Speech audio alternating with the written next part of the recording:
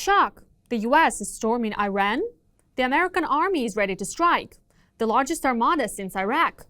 Putin is losing his main ally. The Kremlin dictator has started World War II. Scandalous warning from Zelensky. The world is preparing. The United States could finally set a face-to-face between Zelensky and Putin. Has a meeting been scheduled yet? The world has shown Ukraine is not alone. The 4th anniversary of the war is being marked worldwide. Strong support leaves no one indifferent. Let's talk about it. Hello, this is Ukraine Today with the latest updates. US ready to strike Iran. Right now, the Middle East is holding its breath amid fears of a possible missile attack. Reports suggest that the United States has significantly reinforced its military presence around Iran, marking one of its largest force deployments in the region in decades. Fighter jets, strategic bombers, and naval strike groups are positioned across key locations. The aircraft carrier USS Gerald R. Ford is reportedly heading toward the eastern Mediterranean. According to various media sources, Washington is weighing decisive options that could be implemented at short notice. The U.S. armed forces are ready to strike. There is no need to wait for the arrival of the aircraft carrier Gerald Ford. It can be involved in subsequent waves of attacks. The expert believes that President Trump has at least some room for maneuver over the next week and a half. Speculation is growing that Washington's objectives may extend beyond limited strikes. Analysts suggest potential targets could include facilities linked to the Islamic Revolutionary Guard Corps, underground nuclear infrastructure, and ballistic missile production sites. Some commentators have even raised the possibility of attempts to weaken the ruling establishment in its highest levels. Such moves would signal not just a military operation, but a fundamental effort to reshape Iran's political landscape. Military action, beyond preventing nuclear weapons, including eliminating the missile threat to Israel, ending Iranian support for Hamas and Hezbollah, and even responding to the repression of protesters inside Iran. Trump under pressure, no easy way out. The US president has issued stark warnings, demanding that Iran fully halt its nuclear activities or face severe consequences. Experts note that after strong rhetoric and visible military preparation, stepping back could be politically costly. If Washington avoids direct confrontation with Tehran, it may still feel compelled to demonstrate strength elsewhere in the region.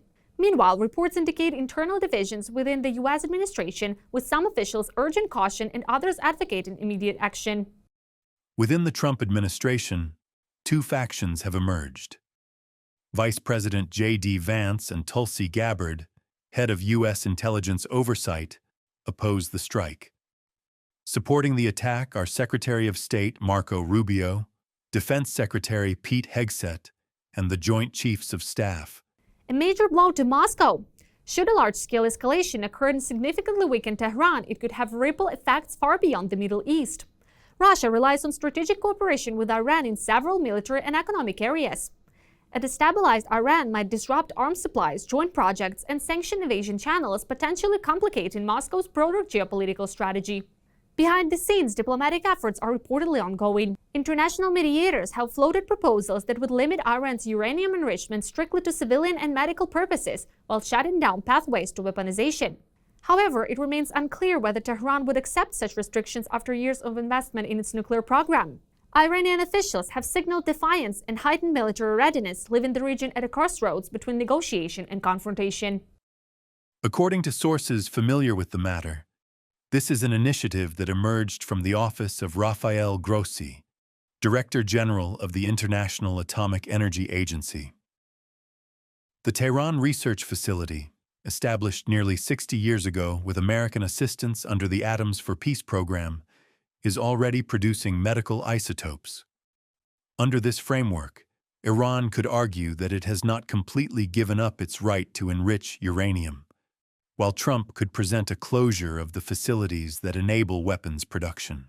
Zelensky issued strong statement on Donbas.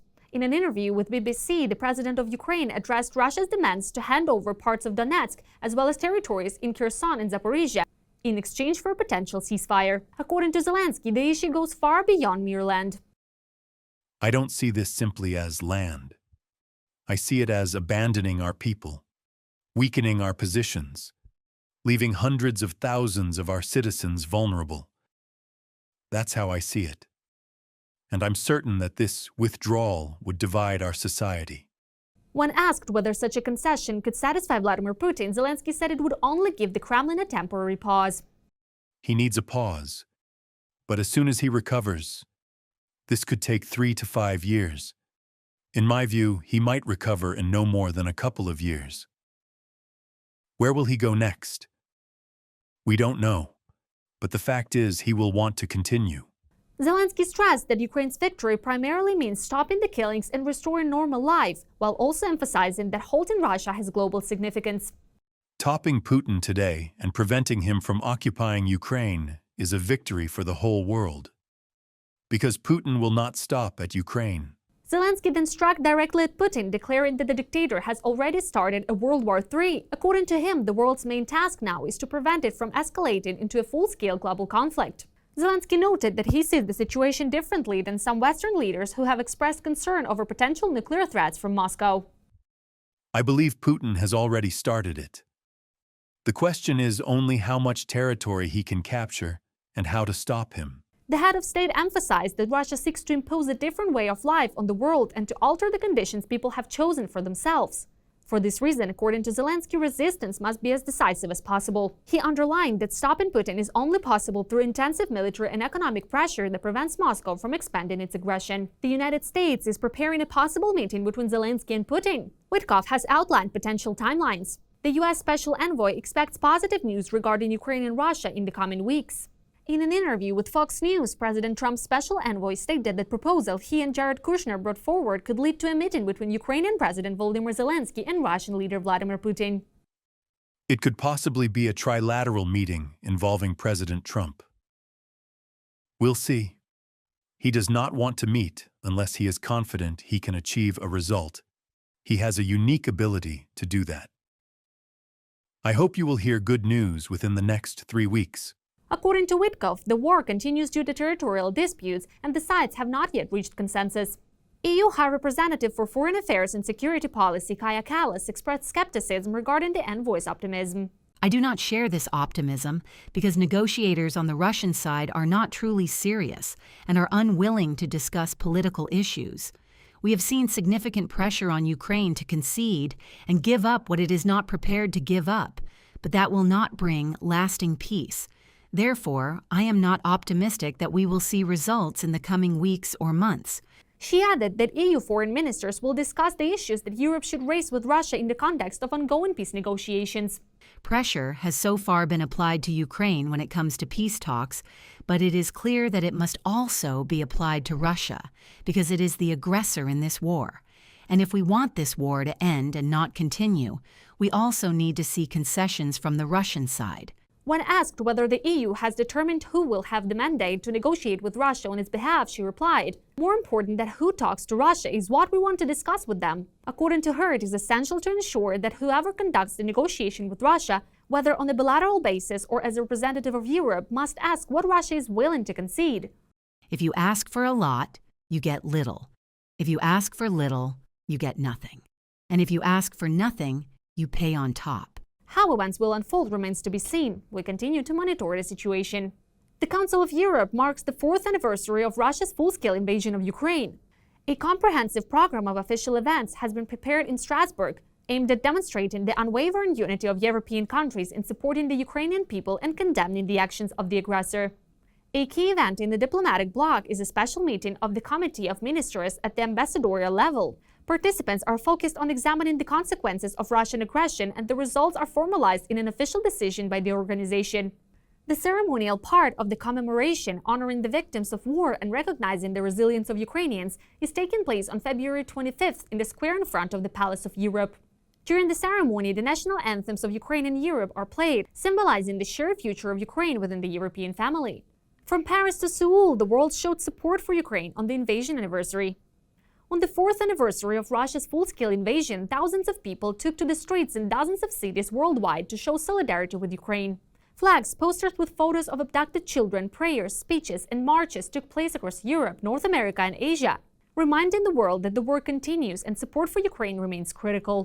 In Paris, thousands gathered in the city center to show support for Ukrainian resistance, waving Ukrainian, French, and European flags. Participants held posters calling for a just peace and displaying images of children abducted by Russia. Canadian politicians, including Ontario Premier Doug Ford and Mayor Olivia Cho, joined the demonstration.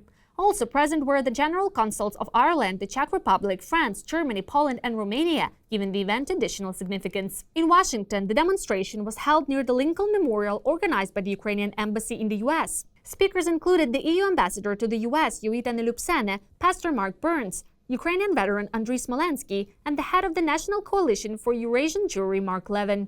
In Budapest, a solidarity march took place ahead of the anniversary. People paraded through the central streets with flags and posters showing that despite Hungary's complex political context, support for Ukraine remains alive.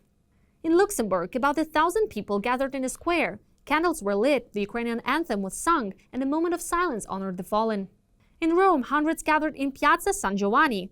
The event concluded with a smoke display in blue and yellow, with the Ukrainian community reminding that the war continues and Europe cannot afford to grow weary. In Amsterdam's Dam Square, participants held mirrored signs reading "This is who we protect." In Prague, thousands joined the Together for Ukraine rally, with organizers estimating around 8,000 attendees at the Old Town Square. Czech President Petr Pavel addressed participants, urging continued support for Ukraine. He stressed that the Czech government must keep aiding Kyiv until the end of the war. "We must support Ukraine until the very end of the war," Pavel said. Ukrainians in Seoul also marched in support of their homeland, parading under the blue and yellow flags in the city center. Even thousands of kilometers from home, people continue to remind the world that the war is not over. From Paris to Seoul, from Toronto to Rome, people took to the streets to convey a simple message: Ukraine is not alone. 4 years of full-scale war have changed the world, but these marches show that solidarity remains alive. Ukraine resists, but it still needs our support, echoed in many languages across numerous cities. What do you think about the latest events? Share your opinion in the comments, like the video and subscribe to stay informed about the main headlines. See you soon!